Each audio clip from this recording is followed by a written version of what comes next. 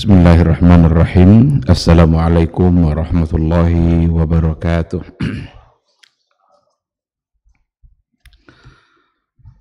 Innal hamdalillah nahmaduhu wa nasta'inuhu wa nastaghfiruh wa na'udzu billahi min shururi anfusina wa min sayyiati a'malina. May yahdihillahu fala mudhillalah wa may yudlilhu falan tajida lahu waliyyan mursyida. Asyhadu an la ilaha illallah wahdahu la syarikalah wa asyhadu anna Muhammadan abduhu wa rasuluh la nabiyya wa la rasula ba'da. Ikhwati fillah, ma'asyaral hadirin wal hadirat, Bapak-bapak, ibu-ibu yang dimuliakan Allah, mari kita kembali bersyukur kepada Allah Subhanahu wa taala. Alhamdulillah, pada pagi yang penuh berkah ini kita kembali dimudahkan oleh Allah Subhanahu wa taala untuk melaksanakan kewajiban-kewajiban agama kita. Kita masih sehat dan kita masih memiliki semangat iman.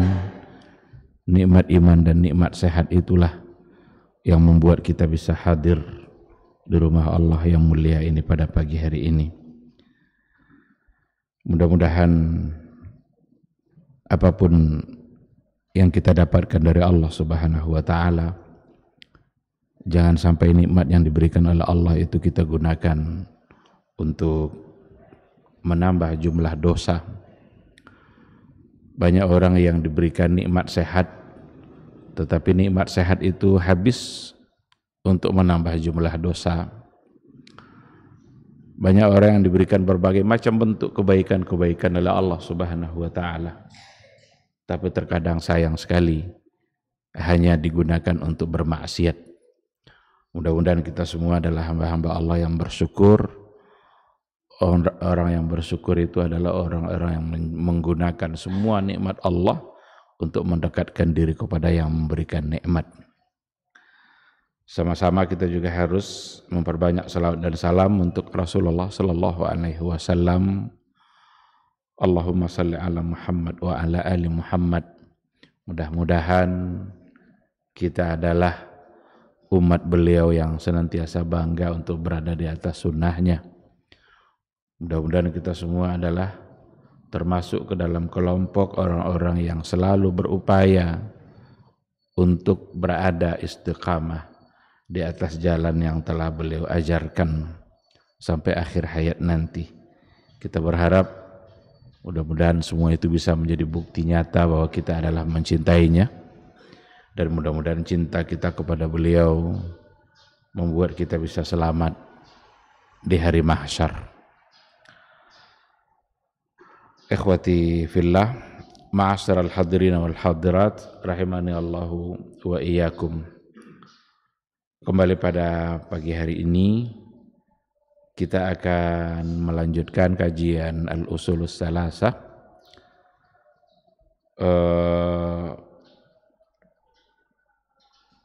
yang mana pembahasannya masih berkaitan dengan al-imanu billah, beriman kepada Allah Subhanahu wa ta'ala. Ini adalah sesuatu yang paling asasi dalam kehidupan kita.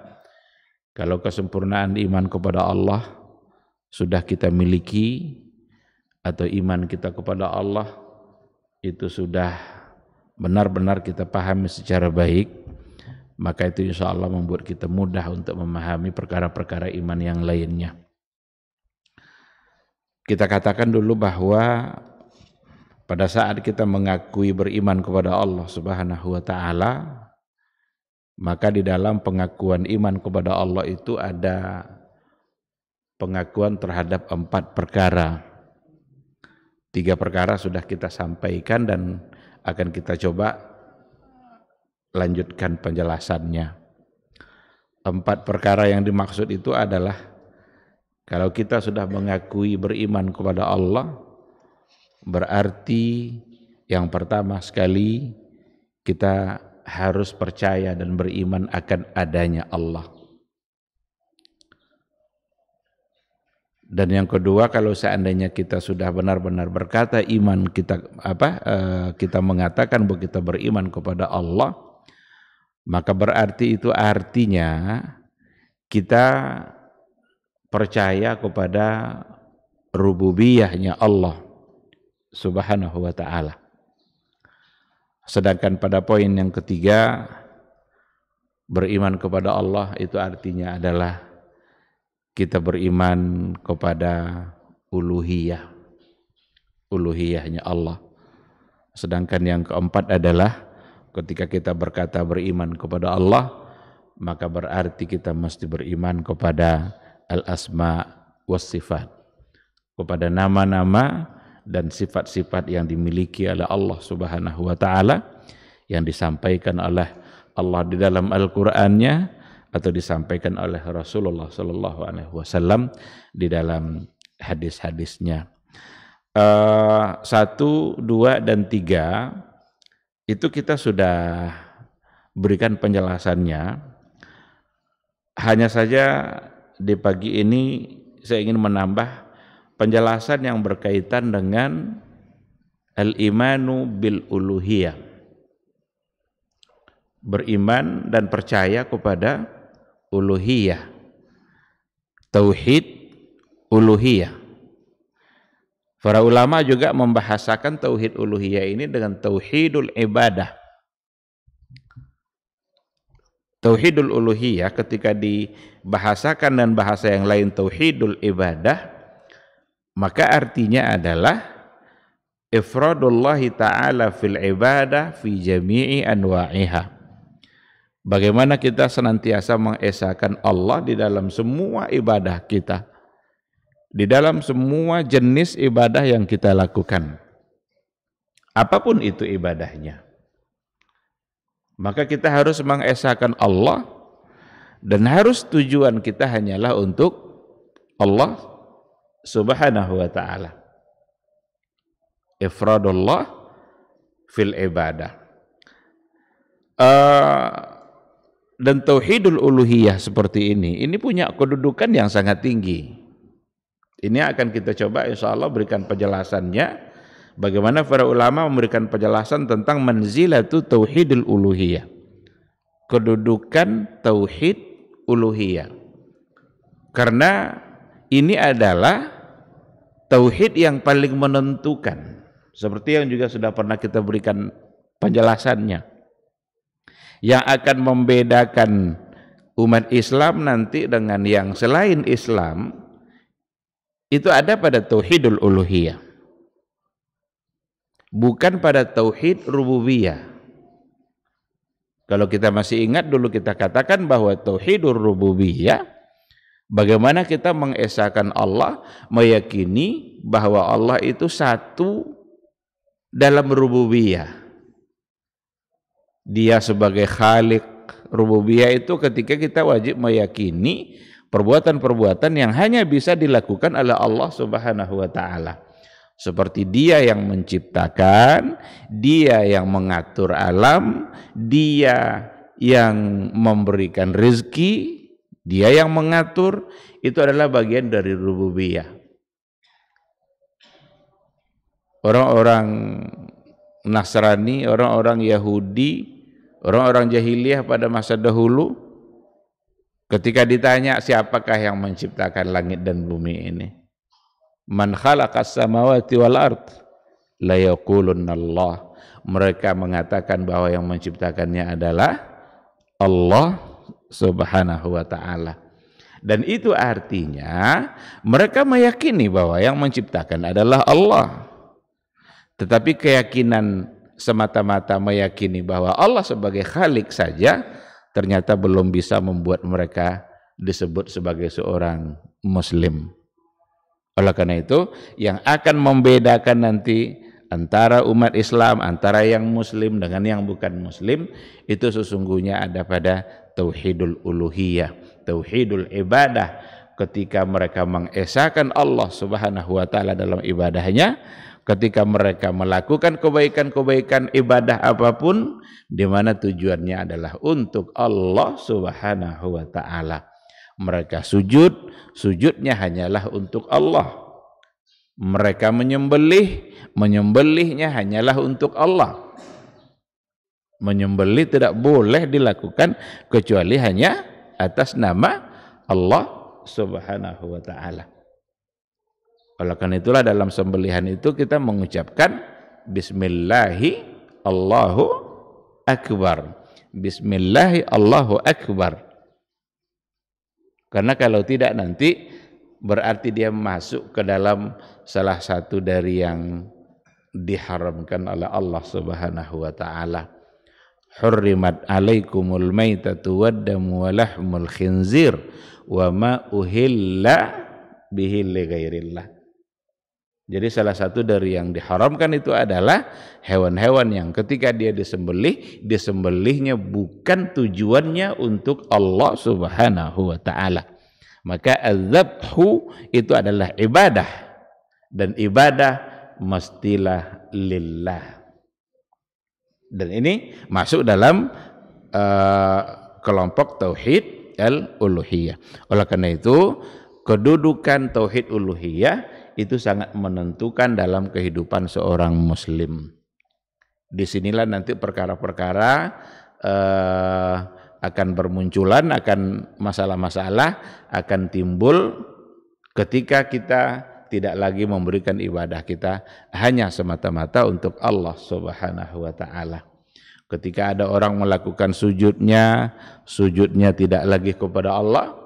Ketika orang melakukan tawaf, tawafnya tidak lagi untuk Allah sesuai dengan yang disyariatkan, berarti mereka melakukan ibadah di mana ibadahnya tujuannya bukan untuk Allah, berarti salah dari sisi uluhiyah. Mari kita lihat beberapa poin yang berkaitan dengan manzilatu tauhidul uluhiyah. Kedudukan tauhid uluhiyah. Yang pertama adalah bahwa tauhid uluhiyah itu tahqiqun lisyahadatain. Tahqiqun lisyahadatain.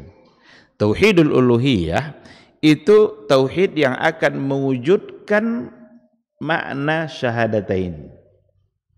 Ketika kita bersyahadat mengucapkan asyhadu alla ilaha illallah, itu sebuah persaksian untuk uluhiyah.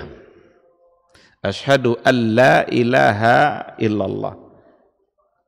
Ikrar, pernyataan, kesaksian kita. Bahwa kita bersaksi, kita meyakini bahwa sesungguhnya la ilaha illallah. Ini uluhiyah.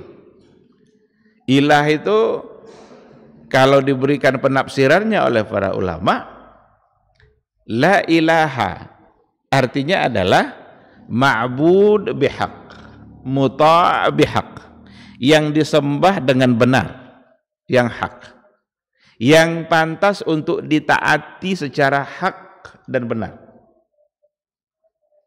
Karena ilah itu sesuatu yang disembah itu banyak, tapi yang hak, yang benar hanya satu. Kalau kita baca sejarah perjalanan dan perkembangan umat-umat beragama terdahulu, mulai dari dulu itu macam-macam yang mereka sembah. Itu menunjukkan bahwa sesembahan itu banyak. Maka tidak boleh diartikan tidak ada sesembahan. Tidak cukup diartikan seperti itu. Tidak ada sesembahan yang hak. Tidak ada yang pantas disembah yang hak. Karena sesembahan itu di dunia ini sangat banyak sekali. Ada orang yang menyembah matahari, itu ilah juga bagi mereka. Ada orang yang menyembah bulan, itu bagi mereka ilah juga. Sesembahan juga itu. Ada orang-orang yang menyembah patung, bagi mereka itu ilah juga, tapi itu tidak hak. Yang hak itu satu. Maka la ma'buda bihaqqin illallah. Tidak ada di dunia ini yang pantas untuk disembah al-haq secara benar kecuali hanya Allah Subhanahu wa ta'ala. Dan ini sebenarnya adalah tahqiq asyhadatain, Karena syahadat kita, penggalan pertama dari syahadat kita itu ada pada persoalan uluhiyah. Ketika kita mengakui bahwa sesungguhnya tidak ada yang pantas untuk disembah kecuali hanya Allah saja, berarti uluhiyah ada di situ. Maka kita tidak boleh menyembah apapun kecuali hanya Allah Subhanahu wa taala. Kita tidak boleh memberikan ketaatan apapun kecuali hanya untuk Allah Subhanahu wa taala. Semua bentuk ketaatan kita itu haruslah sesuatu yang sejalan dengan apa yang diperintahkan oleh Allah Subhanahu wa taala. Lalu bagaimana dengan perintah-perintah taat untuk makhluk? Istri diperintahkan untuk taat kepada suami. Anak diperintahkan untuk taat kepada orang tua. Rakyat diperintahkan untuk taat kepada pemimpin. Bukankah itu bentuk-bentuk dari ketaatan kepada selain Allah? Ketika kita memberikan ketaatan kita, atau ketika kita mentaati sesuatu selain Allah, maka mestilah ketaatan itu sejalan dengan apa yang dalam lingkaran ketaatan kita kepada Allah Subhanahu wa taala. Oleh karena itu, seorang istri wajib mentaati suaminya dalam ketaatan kepada Allah. Seorang anak wajib mentaati orang tuanya dalam perkara ketaatannya kepada Allah, untuk sesuatu yang mendukung ketaatan dia kepada Allah Subhanahu wa taala. Kalau seandainya ada perintah-perintah dari seorang ayah atau dari seorang suami kepada istrinya untuk hal-hal yang bermaksiat kepada Allah, apakah seorang istri wajib mentaatinya? Jawabannya tidak. Karena tidak lagi dalam koridor, tidak lagi dalam bingkai ketaatan kepada Allah Subhanahu wa taala. Oleh karena itu dalam hadis dikatakan oleh Rasul kita, la ta'ata li makhluqin fi ma'siyatil khaliq. Tidak ada bentuk ketaatan apapun kepada makhluk fi ma'siyatil khaliq kalau tujuannya adalah untuk mendurhakai atau untuk bermaksiat kepada al-khaliq. Ikhwati fillah, jadi kedudukan yang pertama adalah bahwa tauhid uluhiyah itu adalah untuk mewujudkan syahadat kita, untuk mewujudkan ungkapan la ilaha illallah, itu ada pada tauhid uluhiyah. Oleh karena itu, jangan kita pernah melakukan ibadah-ibadah di mana di dalamnya ada unsur kesyirikan, karena kesyirikan itu akan menodai nilai-nilai atau makna-makna uluhiyah itu sendiri. Seperti perbuatan-perbuatan syirik yang terjadi pada banyak orang dan mereka tidak menyadari kalau itu adalah sebagai sebuah kesyirikan. Meminta perlindungan kepada selain Allah, meminta keselamatan kepada selain Allah, padahal itu adalah doa, dan doa itu hanyalah pantas untuk kita pohonkan kepada Allah Subhanahu wa ta'ala. Doa mukhul ibadah, itu hadis Nabi. Doa itu adalah mukhul ibadah, intisari dari ibadah kita itu ada pada doa. Maka kita tidak boleh menyampaikan doa permintaan kita kecuali hanya kepada Allah Subhanahu wa ta'ala. Ketika kita minta keselamatan kepada selain Allah, ketika kita mengharapkan kebaikan-kebaikan, keselamatan kehidupan kita kepada tangkal-tangkal atau jimat-jimat atau mantra-mantra dan lain sebagainya, itu semua adalah bagian dari kesyirikan. Innar ruqa wat tamaim, itu mantra-mantra, tangkal-tangkal, kata Rasul apa? Syirkun. Itu adalah bagian dari kesyirikan, dan kesyirikan itu adalah perbuatan zalim yang paling besar. Inna syirka la zulmun azim. Sesungguhnya syirik itu adalah kezaliman yang sangat besar. Kemaksiatan yang paling dimurkai oleh Allah Subhanahu wa taala itu adalah kemurkaan yang apa namanya, kemaksiatan yang dalam bentuk syirik, karena menduakan Allah Subhanahu wa taala. Kita meminta sesuatu kepada orang lain yang mereka tidak akan bisa memberikannya. Meminta sesuatu padahal dia tidak bisa memberikannya, karena hanya bisa diberikan oleh Allah Subhanahu wa taala. Apa yang akan bisa diberikan oleh mantra-mantra yang harus kita tempelkan barangkali? Kalau ada orang buka usaha supaya usahanya itu laris, nanti dicari jimat-jimat pelaris. Nanti digantungkan tangkal atau jimat itu di sudut mana, di bagian warungnya, kedainya, dengan harapan bahwa itulah cara untuk mendapatkan rezeki dan untuk mendapatkan kelancaran dari apa yang dia usahakan. Perbuatan seperti itu adalah perbuatan-perbuatan yang sudah menyimpang, karena hanya Allah yang bisa melariskan dagangan kita, hanya Allah yang menentukan takdir kita dalam persoalan itu. Oleh karena itu kita hanya bisa meminta kepada Allah Subhanahu wa taala. Iyyaka na'bud wa iyyaka nasta'in. Hanya Engkau yang saya sembah ya Allah, dan hanya Engkau tempat kami bergantung, tempat kami meminta. Berarti tidak ada tempat meminta selain daripada Allah Subhanahu wa taala. Kita kalau seandainya kita baca sejarah para ulama terdahulu, mereka melakukan sesuatu yang terkadang sebenarnya biasa-biasa saja, tapi untuk kehati-hatian mereka dalam persoalan ini, mereka benar-benar menjaga sebaik mungkin agar tidak terjebak kepada kesalahan. Ada di antara ulama pada masa dahulu, ketika dia di atas ontanya atau di atas kudanya, lalu lepas atau jatuh tongkatnya. Dia tidak mau meminta diambilkan tongkat itu kepada orang lain, tapi dia turun untuk mengambilnya hanya karena takut terjebak kepada kesalahan. Hanya Engkau tempat kami meminta. Coba bayangkan.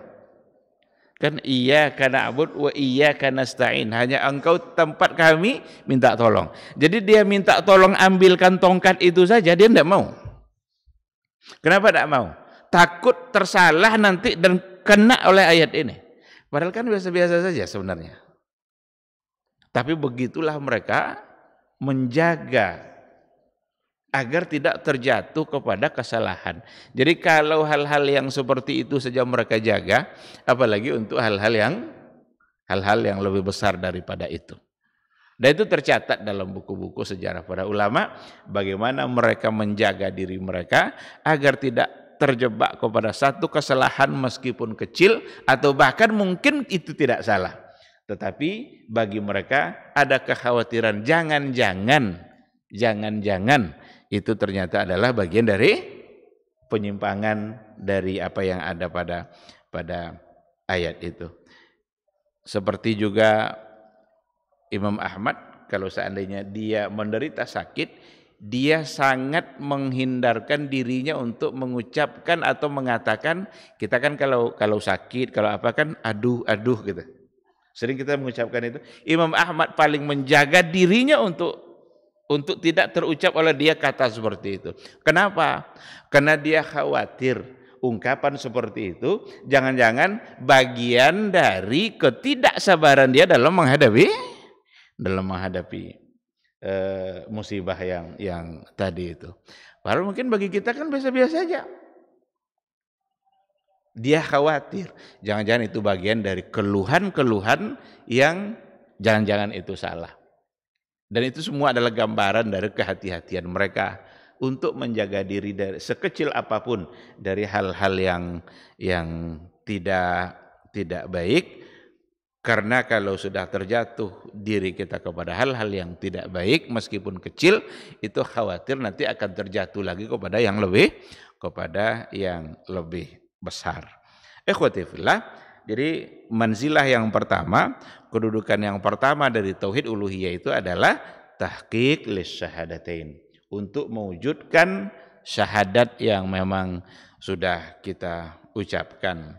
Yang kedua, kedudukan dari tauhid uluhiyah adalah tahqiqul ghayah min khalqil insan, untuk mewujudkan tujuan dari diciptakan manusia itu sendiri. Kita ini diciptakan untuk uluhiyah sebenarnya, untuk menerapkan tauhid uluhiyah itu.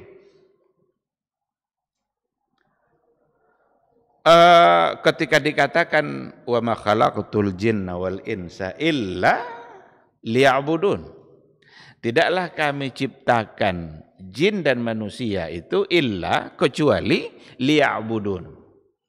Apa makna liya'budun? Para ulama memaknai atau menafsirkan kata liya'budun itu adalah liyuwahhidun. Tidaklah kami ciptakan, baik itu golongan jin maupun golongan manusia. Untuk apa mereka diciptakan? Supaya mereka menyembah dan mentauhidkan Allah Subhanahu wa ta'ala. Liya'budun liyuwahhidun. Supaya mereka beribadah. Jadi tujuan kita diciptakan oleh Allah untuk beribadah. Dan ibadah kita itu mestilah dalam rangka mengesahkan atau mentauhidkan Allah. Maka ketika kita diberikan kehidupan oleh Allah Subhanahu wa ta'ala, lalu Allah buatkan aturan-aturan dalam kehidupan kita. Mentaati semua aturan yang telah ditetapkan oleh Allah dan Rasulnya itu sesungguhnya adalah ibadah kita kepada Allah. Allah tetapkan tujuan-tujuan untuk makhluk yang Dia ciptakan, yang semuanya nanti berujung pada liwahidun, liya'budun, untuk menyembah Allah. Kita sebagai manusia, kita menyembah Allah Subhanahu wa ta'ala secara tau'an. Kita berikan ketaatan kita itu secara pilihan kita, ikhtiar. Allah berikan kita akal, Allah berikan kita hati, lalu akal kita bisa memahami mana yang baik, mana yang buruk. Dibuat aturan oleh Allah dalam kehidupan kita. Ini yang halal, ini yang haram. Ini perintah untuk kemudian kalian kerjakan, ini larangan untuk kemudian kalian tinggalkan. Manusia ada pada bingkai ketaatan secara tawaan yang tadi itu. Tetapi ada di antara makhluk-makhluk Allah, ketaatan mereka kepada Allah, kepada Rabb-nya, itu bukan ikhtiyariyah, tetapi karhan. Terpaksa. Mereka dipaksa melakukan itu. Itulah ibadahnya. Dan tidak bisa menolak. Matahari terbit di sebelah timur, itu ibadahnya. Terus tiap hari terbit. Datang malam, tenggelam mataharinya. Besok pagi muncul lagi sebelah timur. Satu saat nanti ketika Allah memerintahkan dia terbit di barat, maka matahari akan terbit di barat. Dan itu tanda-tanda besar untuk hari kiamat. Kalau seandainya matahari sudah terbit di barat, maka berarti tanda-tanda besar akan terjadi hari kiamat, dan itu menandakan bahwa pintu taubat sudah tertutup. Itulah ibadah dia. Hewan kurban diciptakan oleh Allah. Ibadahnya apa? Disembelih. Dan dia tidak bisa menolak. Kalau seandainya boleh menolak, mungkin hewan itu tidak ada yang mau disembelih. Maka ketika kita menyembelih hewan, kita tidak sedang menyiksa dia. Maka diaturlah cara sembelihan itu oleh Rasul kita. Begini cara sembelihan yang baik. Karena itulah ibadah bagi hewan kurban. Ketika ada tumbuh-tumbuhan, apa yang ditanam lalu menjadi tumbuh, apa yang tumbuh lalu menjadi berbuah lalu kita bisa makan. Dipetiklah buah itu ibadahnya. Kita tidak sedang menyiksa pohon itu ketika kita menggunting-gunting buah saat panen itu. Tapi ketika ada aturan-aturan yang diatur oleh agama kita, pohon-pohon yang ada di Mekah jangan dipotong. Berarti memotongnya adalah sebagai satu kemaksiatan. Itu semua aturan. Aturan Allah untuk alam secara keseluruhan. Termasuk kita manusia. Karena kita manusia ini adalah bagian dari alam. Bukankah Alhamdulillahi Rabbil Alamin. Rabb Alamin. Kita ini bagian dari alamin. Dan alamin itu bukan hanya manusia. Makhluk Allah bukan hanya manusia. Wa ma khalaqtul jinna wal insa illa liya'budun. Mereka diciptakan untuk menyembah Allah dan untuk mentauhidkan Allah. Tentu saja kita sebagai manusia akan ada pertanggungjawabannya nanti di hadapan Allah. Kita sebagai manusia akan ada pertanggungjawabannya nanti di hadapan Allah Subhanahu wa taala. Apa yang sudah kita laksanakan ketika kita diciptakan untuk liya'budun, untuk menyembah Allah, untuk mentauhidkan Allah. Sudahkah kita tauhidkan Rabb kita dalam ibadah kita? Sudahkah kita sembah Rabb kita secara benar? Karena memang itu tujuan dari kita diciptakan oleh Allah Subhanahu wa taala. Makanya hal-hal yang dalam kehidupan keseharian kita yang kita lakukan itu sesungguhnya adalah akan bisa mengandung nilai ibadah dan akan bisa mendapatkan pahala dan kebaikan dari Allah Subhanahu wa taala. Ada dalam ayat juga wa ma umiru illa liya'budullaha mukhlishina lahuddin. Wa ma umiru, tidaklah mereka diperintahkan kecuali untuk beribadah kepada Allah. Mukhlishina lahuddin, ikhlas dalam beribadah. Ketika dikatakan tidaklah mereka diperintahkan, maka setiap kali ada perintah yang ditujukan kepada manusia, di dalam perintah itu berarti ada ibadah. Ketika diperintahkan kita untuk memakan yang halal, maka ketika kita makan yang halal itu berarti kita sedang beribadah.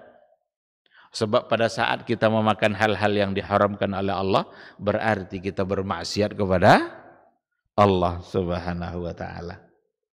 Ketika Allah memerintahkan kita untuk sujud hanya kepada Dia, kening kita saat sujud berarti kening kita sedang beribadah.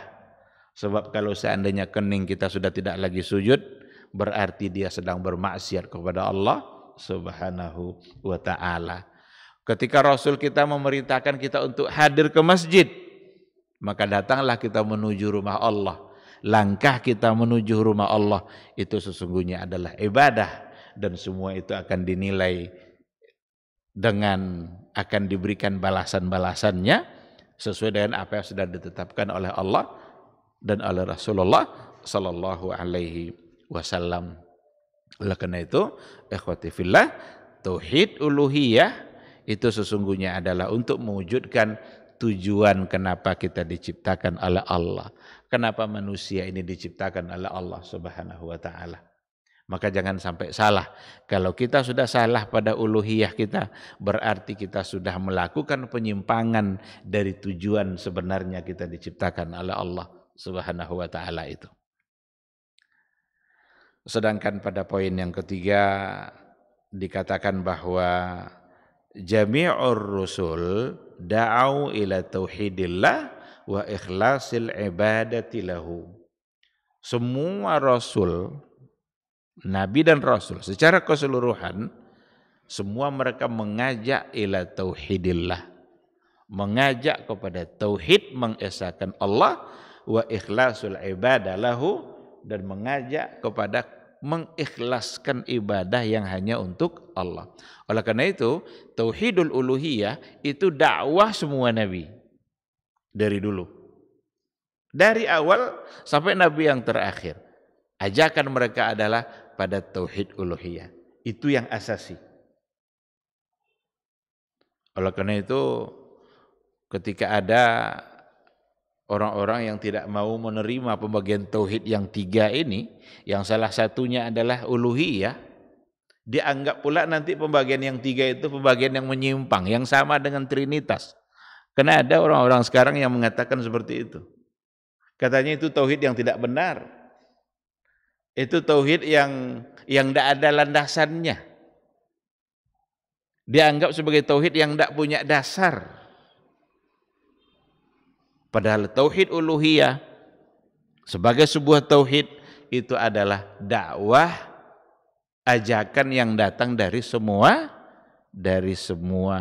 nabi dan rasul yang ada. Semua mereka mengajak kepada U'budullah alladzi la ilaha ghairu. Sembahlah oleh kalian Allah saja, di mana tidak ada yang pantas untuk disembah selain daripada Dia. Ini pesan semua nabi. Nabi Hud diutus kepada kaum 'Ad. Ini pesan dia. Wa ila 'adin akhahum Hud.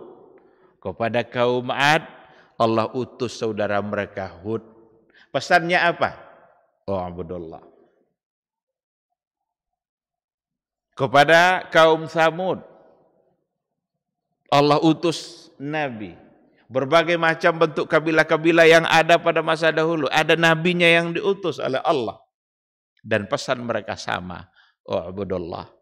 Sembahlah Allah, di mana la ilaha ghairu. Tidak ada ilah yang pantas disembah selain daripada Dia.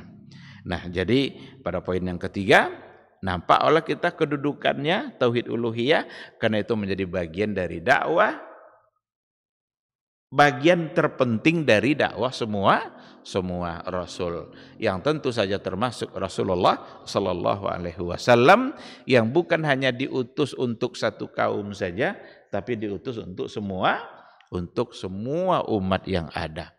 Kalaulah nabi-nabi yang terdahulu hanya untuk kaumnya saja, tapi Nabi Muhammad diutus untuk semua umat yang ada. Bahkan Nabi pun mengatakan,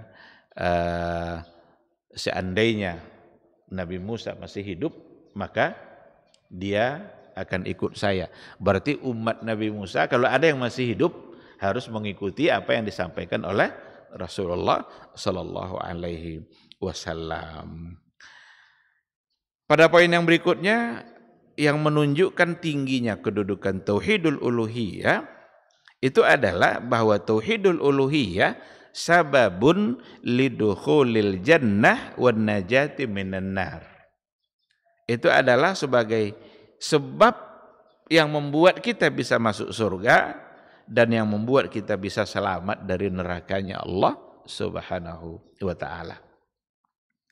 Jadi yang akan membuat kita selamat dari neraka Allah, yang membuat kita masuk surga itu uluhiyah.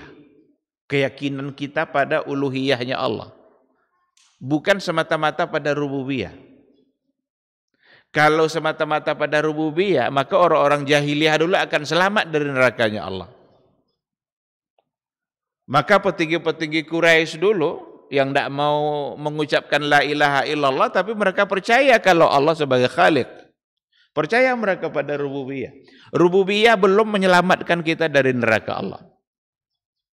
Rububiyah belum menyelamatkan kita dari ancaman-ancaman, belum bisa memasukkan kita kepada surga.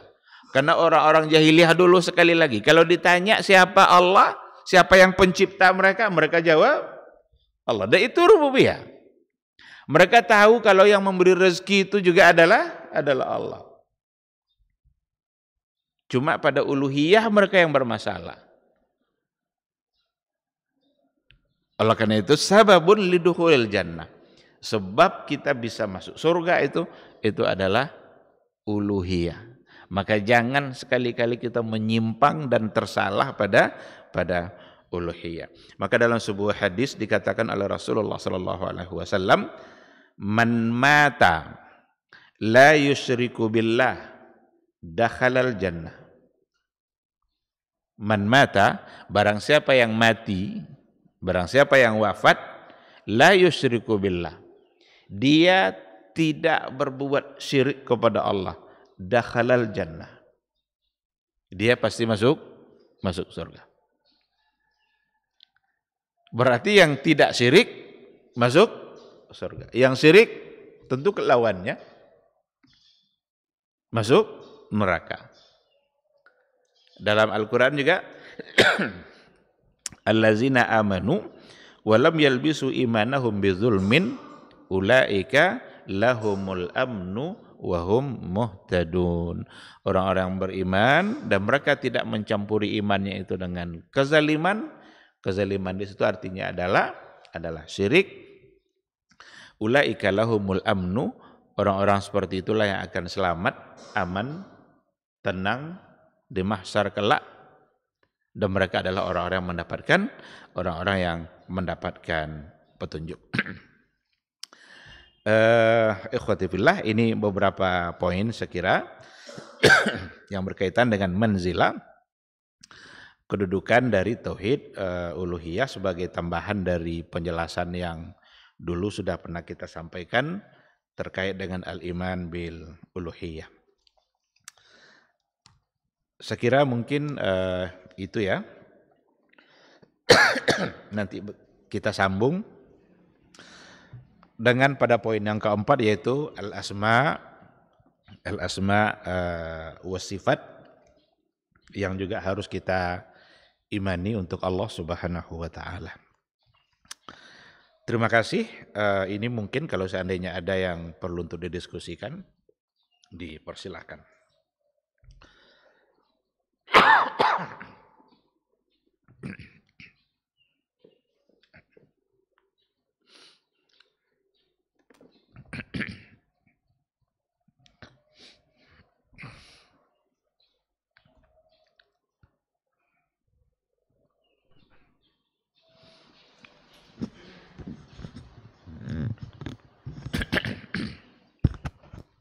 Assalamualaikum warahmatullahi wabarakatuh. Assalamualaikum warahmatullahi wabarakatuh.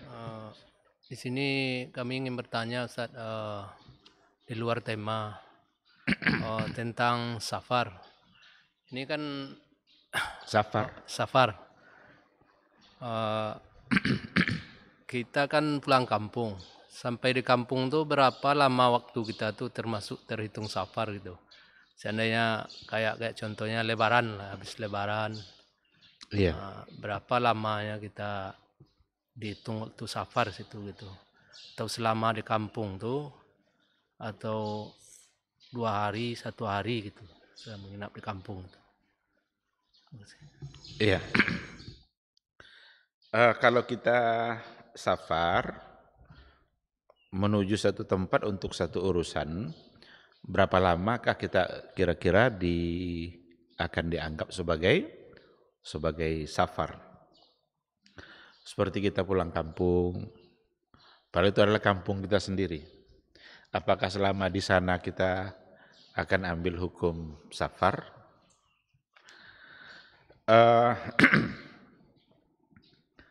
Saya ingin bawa dulu kepada fakta sejarah yang terjadi pada Rasulullah SAW dan juga para sahabat yang lain.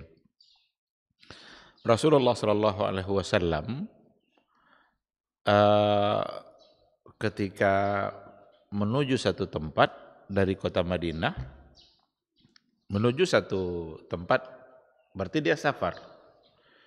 Nabi pernah mengqashar salat di tempat yang dia tuju itu selama 16 hari. 16 hari. Berarti 16 hari kalau dia qashar berarti dia dianggap safar. Umar bin Al-Khattab juga ketika melakukan satu perjalanan untuk satu urusan, dalam catatan sejarah dikatakan beliau pernah mengqashar selama 19 hari. Tapi hanya qashar saja, tidak dijama'. Oleh karena itu kalau kita lihat seperti itu, berarti tidak diberikan batasan selagi dia berada di dalam urusannya. Umpama kita ke Jakarta untuk satu urusan, dan memang nanti kita akan mondar-mandir terus dengan urusan kita itu. Seminggu umpamanya. Apakah seminggu itu kita dihukumkan sebagai safar atau tidak? Kalau kita tengok yang tadi itu, Umar bin Al-Khattab yang pernah mengqashar 19 hari, berarti lebih dari seminggu. Rasul mengqashar selama 16 hari. Nah, dari fakta sejarah itu berarti tidak ada batasnya. Tapi kalau seandainya kita pergi pulang kampung, nanti kita juga kalau umpamanya akan ikut sholat berjamaah, ya buat apa juga kita ambil hukum safar itu. Masa nanti kalau kita ikut berjamaah, kita pergi ke tempat di mana orang bisa sholat di situ, mereka sholat sempurna, kita masa cuma 2? Ya otomatis kita akan ikut mereka. Dan dalam hal ini berarti tidak diperlukan kita untuk mengqashar karena kita sudah ikut dengan sholat orang-orang yang ada di situ. Dan dalam riwayat tadi itu Nabi hanya mengqashar tapi tidak menjamak. Hanya mengqashar saja tapi tidak menjamak. Oleh karena itu secara hukum asalnya sebenarnya kalau seandainya kita punya satu urusan, safar kita ke satu wilayah untuk satu urusan, selama kita di sana sebenarnya bisa disebut sebagai safar. Karena memang niat kita bukan untuk bermukim. Kecuali kalau kita menuju satu tempat tujuan kita untuk bermukim. Kalau sudah bermukim berarti diambil hukum orang bermukim, tidak lagi hukum safar.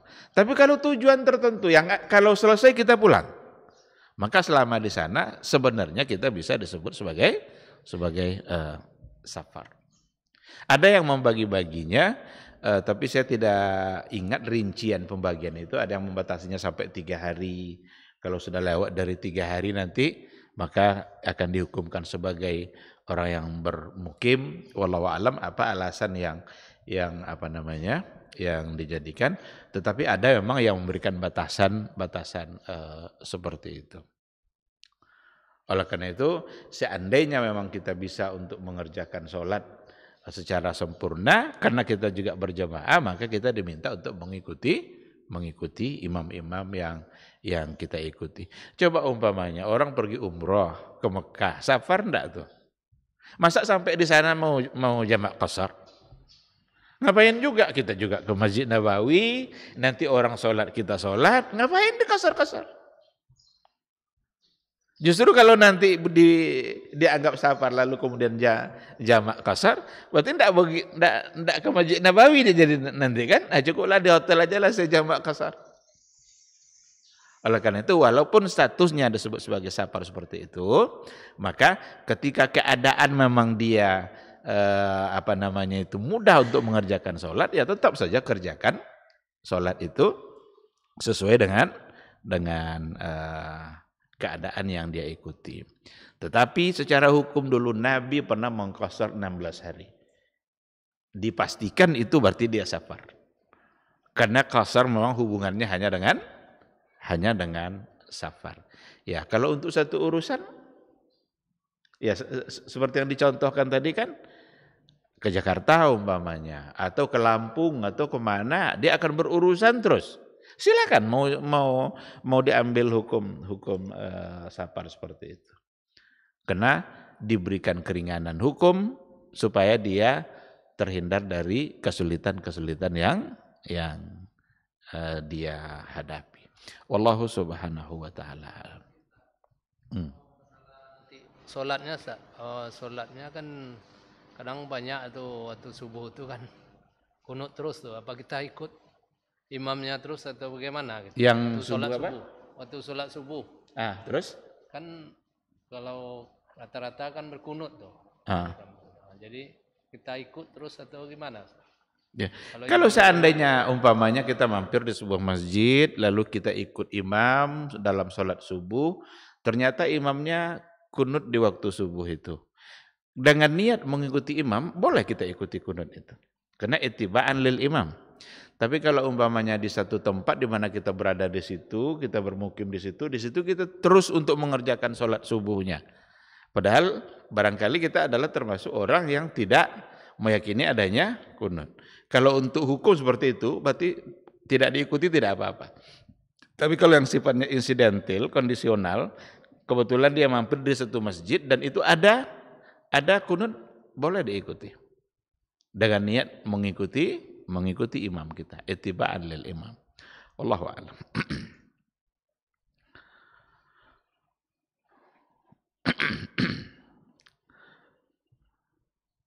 Silakan kalau masih ada.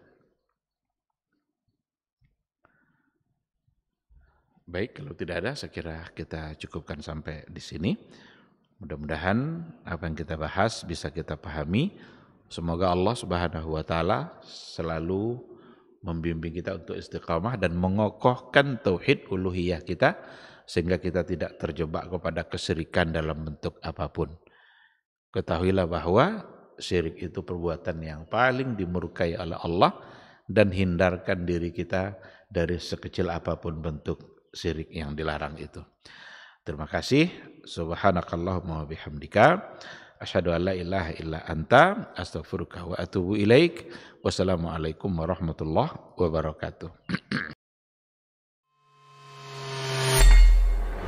Di para sahabat itu kaum muslimin, yang terbayang bagi mereka itu adalah infak, yang terbayang bagi mereka adalah sebuah kebahagiaan, keselamatan di akhirat yang kekal dan abadi di sisi Allah tabaraka wa taala. Semua kita boleh klaim sekarang, kamu cinta Nabi, cinta Ustaz, cinta Nabi, cinta Ustaz, termasuk saya, cinta Nabi, cinta. Kapan tahunya? Besok di akhirat.